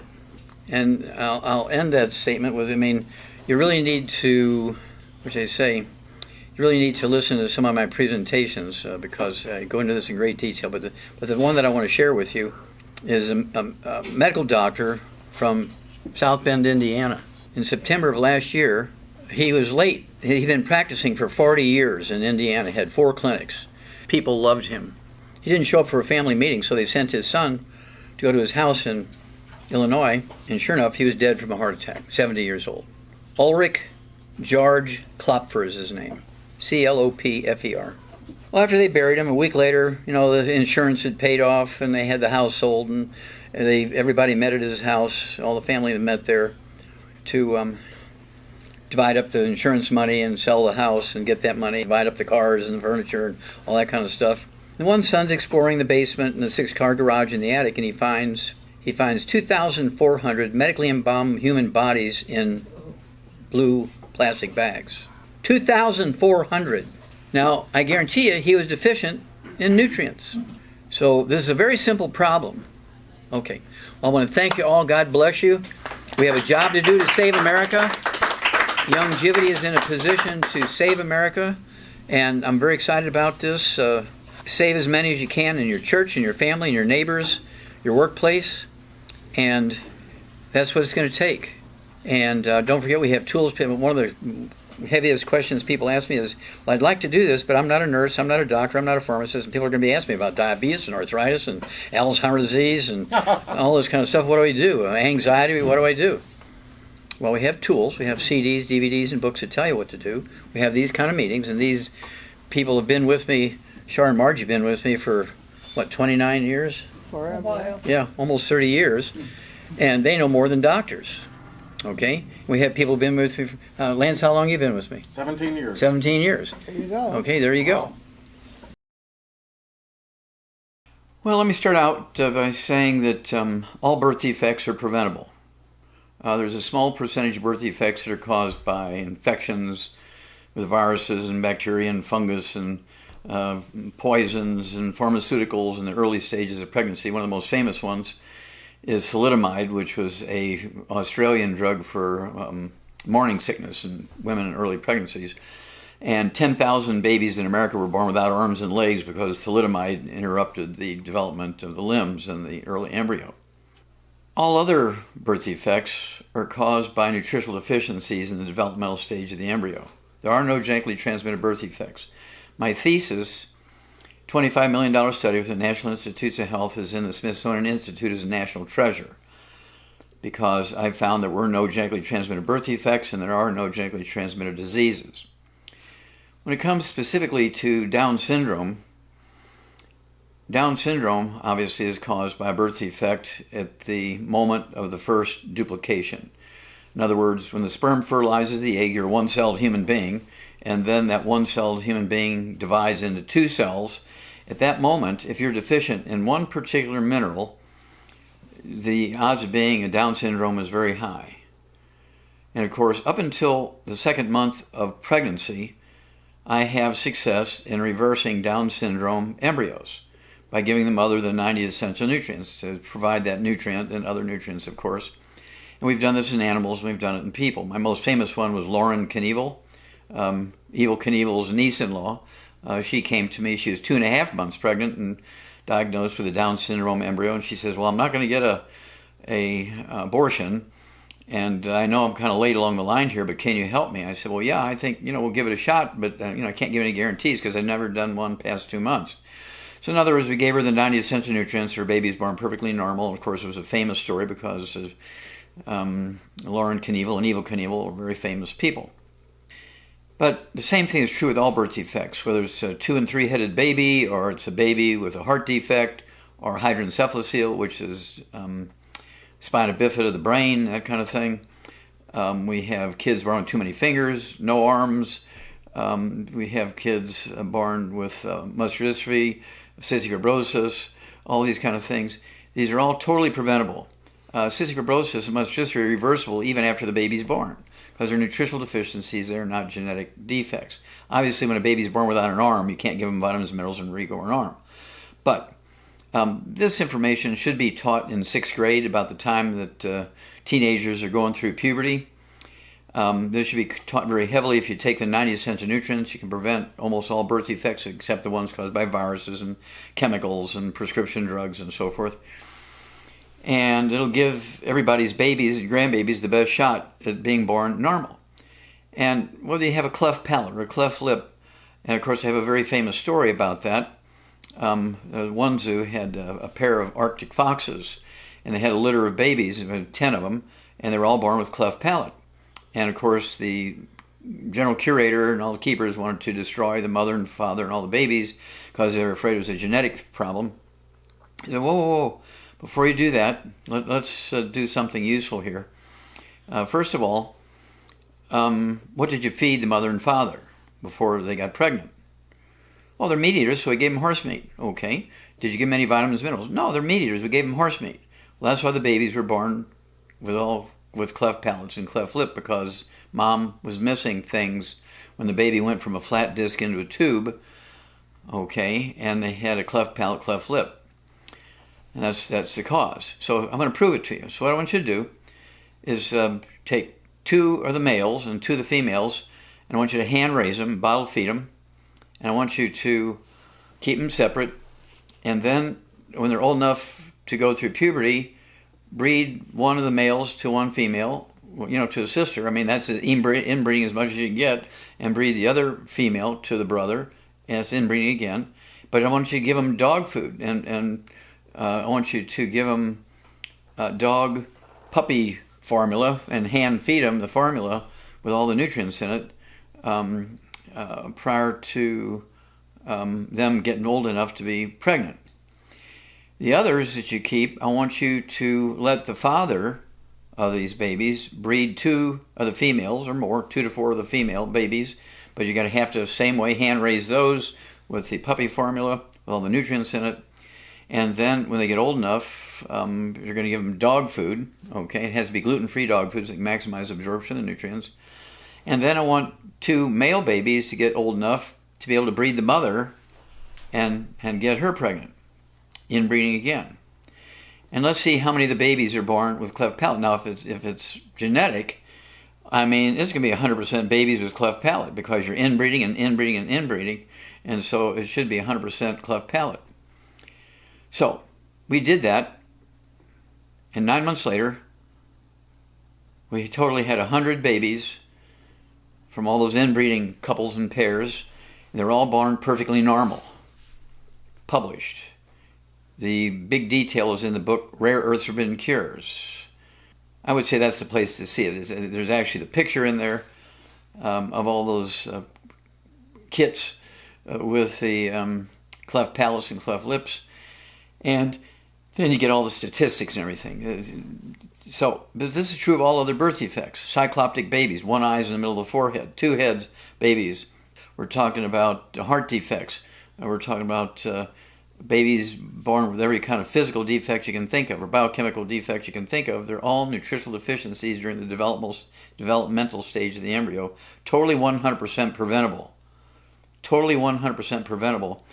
And this should be the responsibility of 5th and 6th grade science teachers, pediatricians, OBGYNs, the government, schools, universities, in medical school where the medical students should get taught this, nursing school where the nursing schools get taught this, and also in the schools where people get trained to be dietitians and nutritionists. We can eliminate all birth defects. None of them are genetic. Okay, Down syndrome occurs in animals. Down syndrome occurs in every race of human beings. It occurs in every type of vertebrate because it's a deficiency of one particular nutrient when the baby goes from a 1-celled embryo to a 2-celled embryo. And so this is a critical moment for that baby. But if you give them the nutrients as they're kind of like 2/3 of the way through incubation in eggs or gestation in uteruses, you can reverse the Down syndrome situation because we've done it many, many times, including, again, Lauren Knievel.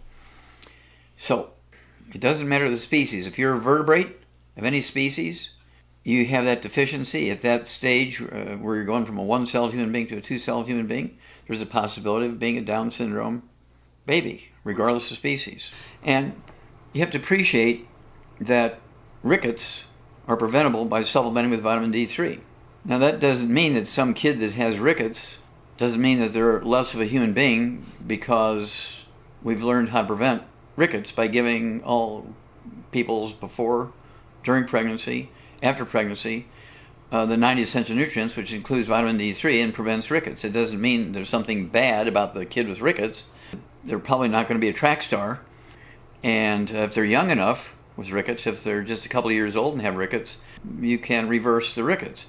And of course, I have a very famous story about the Down syndrome with Ben and Wendy, which I think in earlier interviews we've discussed that, but it wouldn't hurt to mention them briefly again.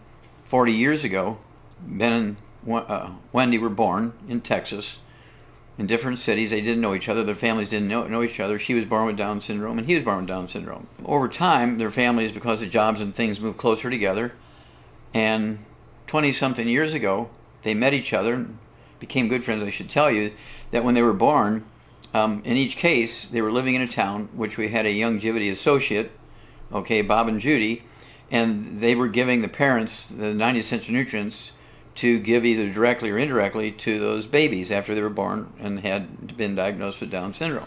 And so they were getting the 90 essential nutrients from the day they were born. So one was being breastfed, mama was taking the 90 essential nutrients, the other one was getting a bottle, a formula, getting the kid's toddy with that nutrient plus extra nutrients. 16 years ago now, in September of last year, it was 16 years, I was the best man at their wedding. They got married, and so this is the 16th year, and they're celebrating their 16th wedding anniversary.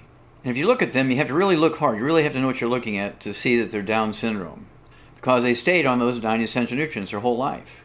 And at that same time, we were celebrating their 16th wedding anniversary, and I had been the best man at their wedding. I danced with the bride. We have a film of me dancing with the bride 16 years ago. Ben is retiring from his job after 25 years with Texas A&M, and he was the head of one part of a computer department in the engineering department, the engineering school of Texas A&M.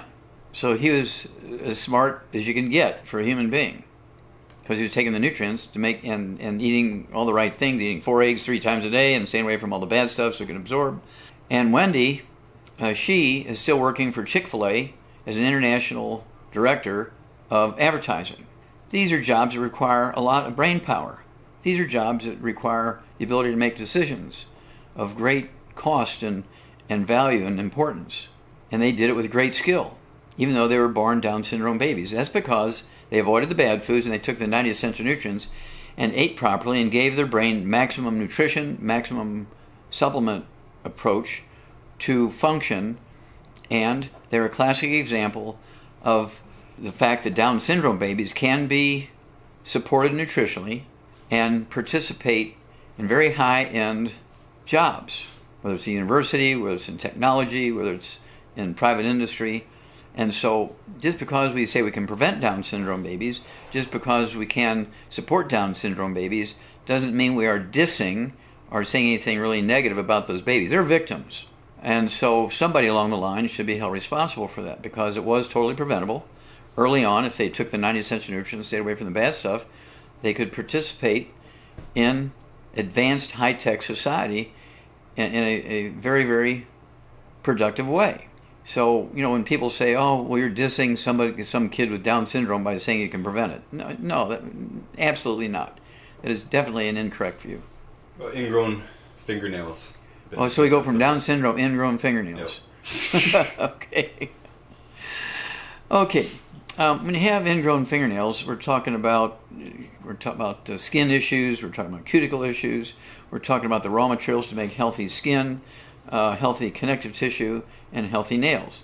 So it always comes down to they've got to get rid of all the bad stuff. No fried foods, no processed meats, no oils, no glutens, no wheat, bran, around oats, no sugar.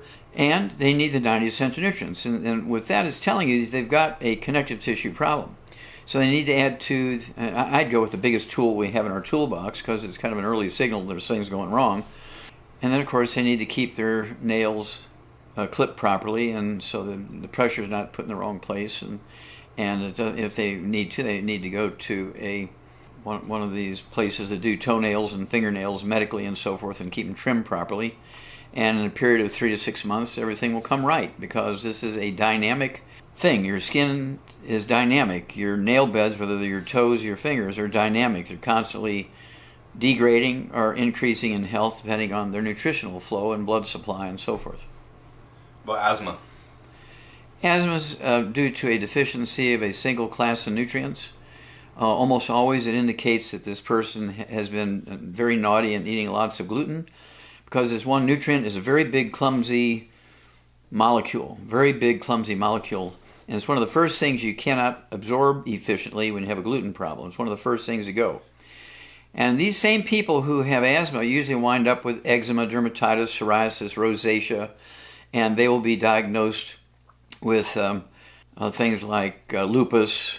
They'll be diagnosed with fibromyalgia. I've had one child, Pastor Creflo Dollar's daughter. She was 11 and a half years old, and she was diagnosed with asthma.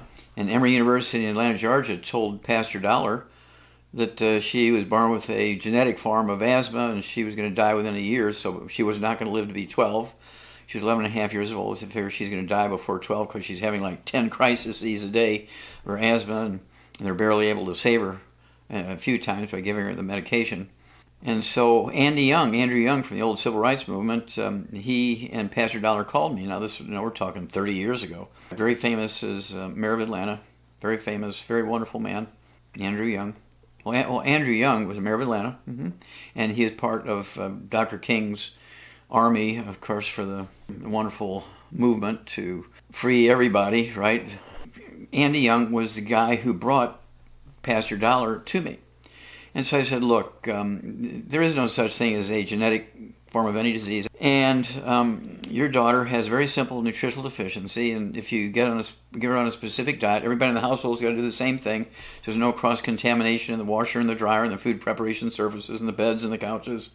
Everybody's got to be on the same diet. And then she needs to be on the 90 essential nutrient for her body weight.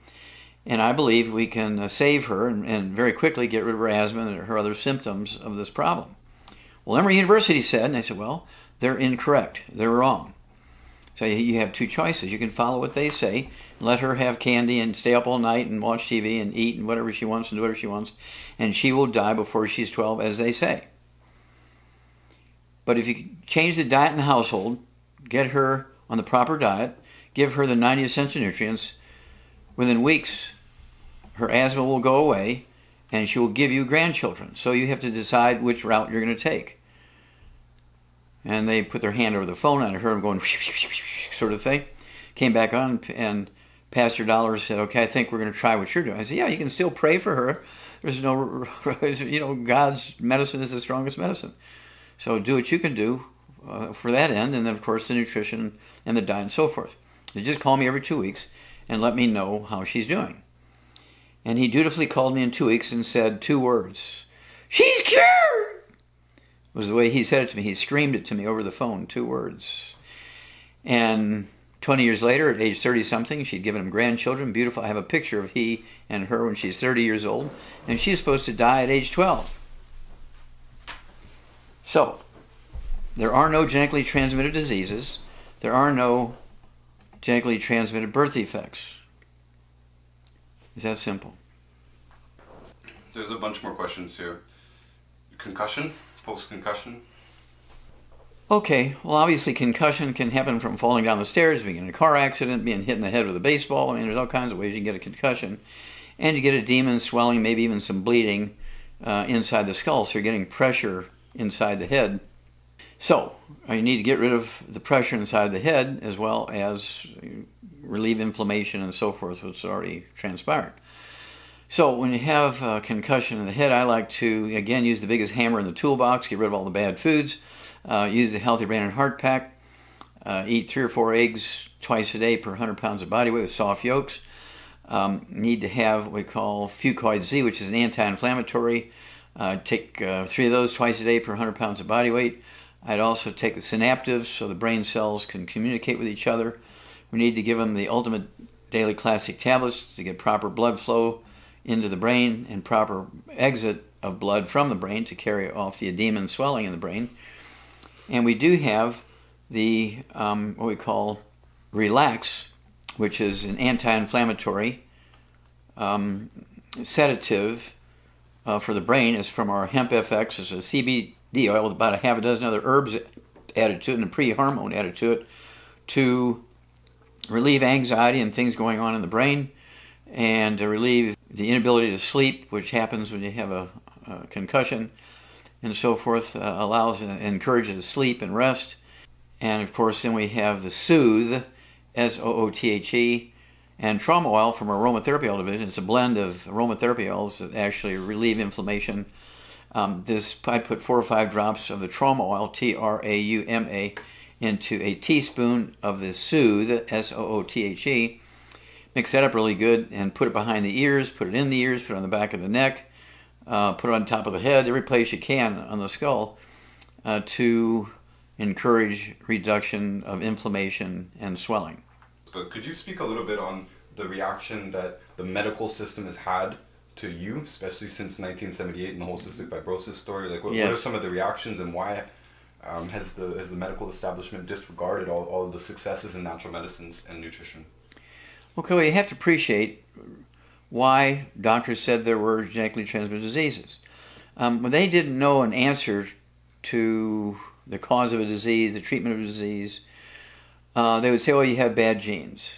Because they wouldn't want to say, well, I have no earthly idea what's going on here. We can try and treat some of the symptoms, but I can't guarantee a cure because I don't know what's going on. They're not going to do that. They say, well, you have bad genes and that's why you have this problem. And I might be able to treat some of the symptoms, but I can't deal with this because it's your body's in a bad situation because of bad genes. And that got started, over 100 years ago, when they understood there were genes for hair color, eye color, skin color, that kind of thing. And so they began to say, well, those genes do weird things and cause weird diseases. And so the first one that I came up with, which I showed very clearly that it was not a genetically transmitted disease, was cystic fibrosis. I was working at the Yerkes Primate Center for Emory University and NASA, and as a pathologist and a clinician. And I discovered the first non-human case of cystic fibrosis in a NASA monkey headed for space. It was 6 months old, and it was in a colony of 25 baby monkeys. It was 1 of 25. They were all about the same age. Every baby monkey had a different mother and father, which were not related as cousins or brothers and sisters, so they weren't related in any way genetically, except that they were monkeys. So I got permission, because I actually had sent out slides of these tissues to experts in cystic fibrosis pathology. I said, I think this is cystic fibrosis. What do you think? They'd send me back a letter saying, all of them from all these big universities and medical schools, oh, no doubt about it, this is a classic example of cystic fibrosis. Well, then I called them up and said, well, hey, thank you for confirming in writing that this is cystic fibrosis. This slide came from a baby monkey. You have reconfirmed what I thought. This is the first non-human case of cystic fibrosis, and now we're going to be able to have animal colonies with cystic fibrosis instead of disease and do good things for these kids at a very rapid rate. And everybody was excited. I was literally in every newspaper in the world every day for 3 months until I got permission to do biopsies on the other 24 baby monkeys. So I did the biopsies in their lungs and their livers and kidneys. Sure enough, they all had cystic fibrosis. They weren't related to each other genetically in any way, shape, or form. So I got it all written up for publication and got, I said I submitted to the university, Emory University, the medical school, to get permission to start building this as a colony of baby monkeys so we could study how to prevent and reverse cystic fibrosis, because I had proved now that it was not genetic, and they fired me. That's a pretty strong reaction. They fired me. I said, now wait a minute, we've got all the blood, we've got the baby monkeys still alive, we've got all the other baby monkeys who have been diagnosed through biopsies, and you can redo everything yourself. Say, well, we're not arguing with the results of the microscopic studies and the blood tests and everything, but to say that this is not a genetic thing, we are arguing about that. I said, well, you look at it, give me 6 months, and I'll give you 1,000 baby monkeys with cystic fibrosis. We can really study this. No, you're fired. Well, that's what drove me to realize how bad the medical science was. Okay? Now jump forward a little bit and remind you that the Center for Disease Control came out in 2004 and said that our children will be the first generation of Americans that do not live as long as their parents. That's because the medical system treats diseases they don't know anything about as a genetic disease and just treats symptoms as opposed to getting rid of the disease. Even though in animal industry we've gotten rid of the disease. Even though I've used the animal approach to treating these people with this disease and gotten rid of the disease. In fact, I did the same thing with muscular dystrophy and gave Jerry Lewis dozens and dozens of charts of kids that had come to me with muscular dystrophy, gave them the treatment for muscular dystrophy, which is called white muscle disease in animals, and showed that they could be reversed and made normal. It wasn't a genetic disease. He got so excited, he took all these charts and tables to the Muscular Dystrophy Association. They immediately fired Jerry Lewis and shut down the telethon, which Jerry Lewis had been doing for 20 years to raise money for the research. Well, you notice in the past 10 years, you haven't heard much about cystic fibrosis. You haven't heard much about muscular dystrophy. You haven't heard much about Sennenfeld syndrome. Because by putting these nutrients into the baby formulas by federal court order, prior to that, the baby formulas did not have these nutrients in it, and the babies were dying of nutritional deficiencies, and doctors were saying they were a genetic problem. We've eliminated hundreds and hundreds of different diseases in babies. And, 3 months after the court's ruling on putting the nutrient in the baby formula, front page story, big story. Charlotte Observer. We don't know why, but Sennenfeld syndrome has vanished in North Carolina. 3 months later, the state of Missouri said the same thing. We don't know why, but sentiment death syndrome has vanished in Missouri. Then 3 months later, total of 9 months after the court ruling, every state came out and said, we don't know why, but the rate of sentiment death syndrome has dropped by 85 to 95%. Now, when you look at the statistics, only 2% of the babies that died of what would be diagnosed as sentiment death syndrome were in bed with their mother when they died. The rest of them were said that they suffocated in the blankets. Well, I redid a lot of those autopsies and guarantee you they died of hypertrophic cardiomyopathy heart disease. They didn't die from suffocation in their blankets. That's because doctors didn't know what was causing it. They thought the baby formulas were perfect, and that's why all those babies were dying of sentiment death syndrome and getting muscular dystrophy and getting cystic fibrosis and having asthma and all this kind of stuff because of the lack of nutrition and the lack of absorption. When you went around and told the cystic fibrosis story and how you were fired for discovering the cause, cure, and prevention of cystic fibrosis in rhesus monkeys, what was the reaction? Well, in the general public, they were just very angry with the scientific community. And I realized that I was going to have to do something more than just tell the story, because then it was then left to the devices of people to go do their thing. And first, the thing they do, they say, well, I went to my doctor and told him your story, and they just laughed and said, oh, that Wallach is a quack. He doesn't know what he's talking about. Look at all the medical textbooks. It's a genetic disease.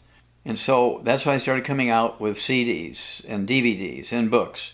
Started lecturing all over the place.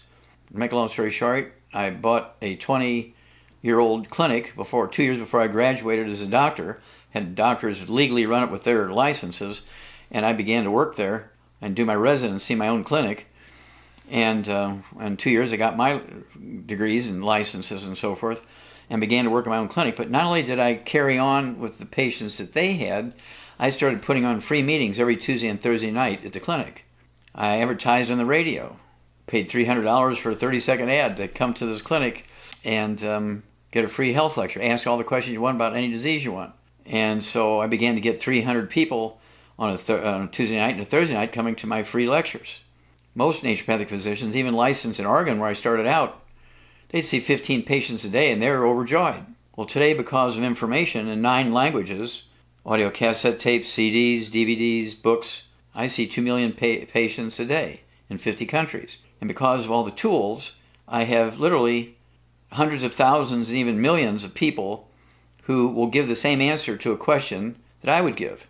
That's what makes us different, that we can treat, prevent, and reverse 900 different diseases using nutrition, using diet. But you cannot get everything you need just by eating well. That's also misinformation. You must supplement. Plants only need 3 elements from the soil to make good seeds for the next generation. We need 60. So you could be 57 short. You must supplement to get everything you need. And people will say, oh, people didn't supplement 100, 200, 300, 500 years ago. Well, yeah, they did. They'd put wood ashes from their wood stoves into the gardens. If they had cravings, they would put wood ashes into their breakfast porridge or into their bread dough. Grandma would go out in the backyard with a spoon and eat dirt when she had cravings. Well, dirt's minerals. Ashes are minerals. And that's how people got their minerals. People did supplement. My grandmother lived to be 112. Well, you're not going to live to be 112 if you don't supplement, because she was supplementing by putting her wood ashes into the garden. And she lived in a place that had lots of minerals in the soil. Trees only need 3 elements from the soil to make good seeds for the next generation. Well, guess what? If you just eat things cooked on electricity, and those bell peppers, the squash, were grown on soil that only had 3 nutrients in it, that's the fertilizer, the commercial fertilizer, NPK, you're going to get all kinds of diseases because you're only getting NPK. Plants cannot make minerals. We require 60 minerals. I've been at a bunch of your talks and you always ask, is there any medical professionals in the audience? And usually you get some nurses and maybe a chiropractor, and sometimes there's a medical doctor in the audience. I've personally sat there with great curiosity waiting for the medical doctor's question, and many times I've seen them walk out halfway or right before the Q&A, or they just sit there and they don't ask a question. So I have not actually seen that many reactions to you from medical doctors, because they seem to just walk away from it. What are some of the reactions that you have gotten from doctors other than just ignoring you? Well, the strongest reactions, of course, occurred 20, 30, 40 years ago. We've been around a long time. Been on the radio for 25 years on 1,358 radio stations. I do interviews with very famous talk show hosts like Alex Jones and George Norrie and people like that. So it's not like I haven't been around. It's not like doctors haven't heard me before. And so if they do come there, they just want to see how many people are showing up. They want to see if any of their patients are there is really why they're there. They're not coming to learn anything from me. The strongest reaction I ever had was, gosh, this has got to be 25, 30 years ago. The first question during the Q&A was from a 30-year-old person who said, my mom has macular degeneration and she's been legally blind for 8 years. Is there anything you can do to help her? I said, yeah, I can reverse that. This guy jumps up in the back of the room and said, Wallach, you're a GD liar. I said, well, who are you? He said, well, I'm a medical doctor. I'm an eye doctor. And that's all I do, see patients who are blind. I see patients by the hundreds every year who have been blind 6, 8, 10 years because they have macular degeneration. It's a disease of aging, and you can't prevent it. It's a disease of aging. Once you get it, you can't reverse it. And so you're a liar. I said, why don't we have a little wager here? He says, you're on. I said, now, since you're an eye doctor, I want you to pick 12 of your patients, 12 of your worst patients that have macular degeneration. They've been legally blind 6, 8, 10 years. You give me those 12 patients, and what I want to do in this wager is we're going to put them on my diet. We're going to put them on my supplement program. And at the end of 90 days, if I could get half of them, if I could get 6 out of the 12 to be able to read 20/20 in the 90 days, would you apologize in public, buy me a nice bottle of Cabernet, and take me out to Ruth Chris's steakhouse for a big steak dinner? He said, you're on. I said, now remember, you're going to pick the patient, so there shouldn't be any question about the diagnoses. So the next day, he brought me 27 charts of patients who have been legally blind 6, 8, 10 years. I said, well, why don't we take them all? I mean, you got 27 here, let's take them all. He said, okay. He said, I'll even do better. Since you're going to take them all, I'll just say if you could reverse one of them, if you can reverse any one of them in 90 days so they could read without glasses and they're legally blind 6, 8, 10 years, I'll comply, buy that steak dinner at Ruth Chris's Steakhouse, I'll give you the bottle of wine, and I'll apologize in public. I said, you're on. So I came out with my protocol, and of course I spoke to each one of those patients myself. I didn't want to depend on that eye doctor doing that properly. Dr. Pugh, right? He's an eye doctor in Salt Lake City. And to make a long story short, in 90 days, 25 of the 27 could read 20/20. It took another 2 weeks for the other 2 to be able to get that far. And he complied. He bought me the bottle of wine. He took me out to Ruth Chris's Steakhouse. And at one of my big meetings with a couple of hundred people there, he apologized for calling me a liar because I could reverse macular degeneration. I've been doing it by the thousands every year since then. It's one of those things where that was probably the most direct in my face. I mean, they sued me a lot, but when it came to, most of the time it didn't get past the original court interviews and this, that, and the other. The evidence that I had to support what I'm saying was so overwhelming. My degree in agriculture, and I just bring in all the animal data also. And so they were just flabbergasted on, the doctor's side. Well, we've never seen anything like that. Well, that's because you think you know everything.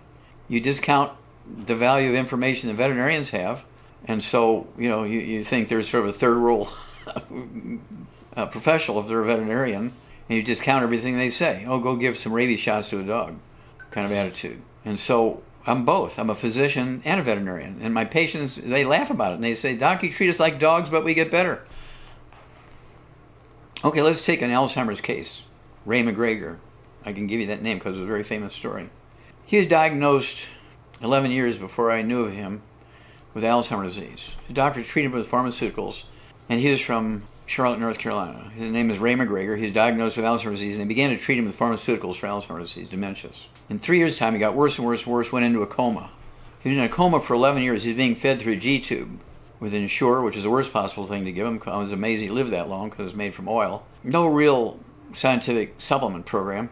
And his sister came to me, really in distress, saying, look, they're going to pull the plug on my brother Ray. He's at the point where he's almost at 0 brain waves, and he's been fed through the G-tube. He's been in a coma for 8 years, or anything you can do. Okay, let's give him 3 or 4 eggs 3 times a day through his G-tube with soft yolk, soft poach, whip them up, put them in one of our shakes made with heavy cream, not water. And then we're going to give him the Healthy Brain and Heart Pack, a full dose of everything 3 times a day. We're going to give him the de-stress capsules, through those twice a day, through the G-tube. Open them up and put the powder in the stuff in the food you're giving them through the G-tube. The Ultimate Niacin Plus. We're also going to give them the Ultimate Daily Classic tablets, grind them up and put them in the shakes going through the G-tube to make sure there's blood flow in case there's vascular dementia in there. Let's just go for it. Call me in 2 weeks and 4 weeks and 6 weeks. Well, she calls me in 3 days crying and weeping, and I said, uh-oh, we got a problem here. Well, I said, well, how's your brother Ray? And she just kept yelling on the phone, Ray McGregor, Ray McGregor, Ray McGregor. I said, well, tell me about your brother Ray. And she said, well, he got up this morning, he shaved, he got into his 3-piece suit, he went back to work as a bank, as one of the vice presidents.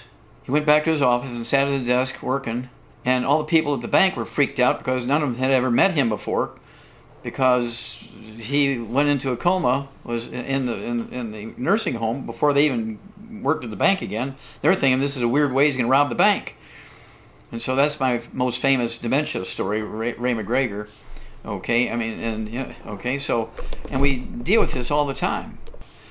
Okay, another great story, true story, is we have a patient who was on dialysis for 25 years. In the last 10 years, they're on dialysis 6 days a week because they hadn't peed in 10 years. They hadn't urinated in 10 years. They're on dialysis 6 days a week for 10 years.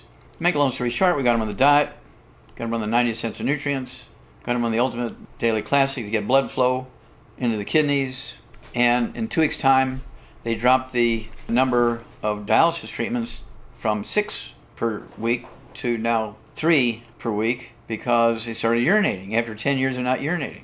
And then in another 6 weeks, we were totally off of dialysis because didn't need dialysis anymore because the kidneys were perfect on lab tests.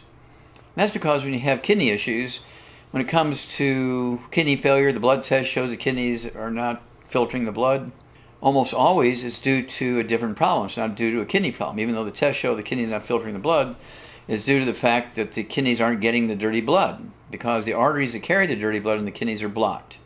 So we treat it as an artery problem as opposed to a kidney problem. Get rid of all the bad foods, all the inflammatory foods. Get rid of fried foods, processed meats, oils, glutens, wheat, butter, oats, and sugar. Get them on the biggest hammer in the toolbox. And then we throw in the Ultimate Daily Classic tablets to support healthy blood flow through the blocked arteries and support healthy blood pressure. And almost always, almost 100% of the time, people will be able to get off of dialysis and go back to normal life. I do have MS stories, but MS is part of a class of diseases. I like to talk about Parkinson's disease, MS, ALS, which is Lou Gehrig's disease, Huntington's disease, these sorts of things. You could throw in dementia into that same class because they're all biochemical deficiency problems. And in the case of MS, there's also an inflammatory issue added to it. That's why they have the plaques in there. By getting rid of all the inflammation, fried foods, processed meats, oils, and glutens, taking, again, the biggest hammer in the toolbox, the Healthy Brain and Heart Pack, the Ultimate Daily Classic tablets for circulation into the brain, to get rid of the plaques for MS.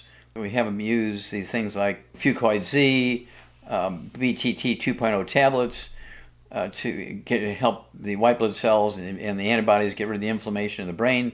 Make sure they're eating 3 or 4 eggs with soft yolks 3 times a day to repair the myelin or the white matter of the brain. And all those diseases will go away. All those diseases go away, and people say, well, why do you give so many different products? Well, because there's 8 different dementias. And when you have MS, you could also have Parkinson's disease at the same time because they're all literally the same disease. The only difference is what part of the brain is more severely afflicted, and that's sort of an accident of chance, okay, because all parts of the brain do different things. So if part A of the brain is more severely affected, you're going to get diseases that are a reflection of a problem in those processes that the A part of the brain does.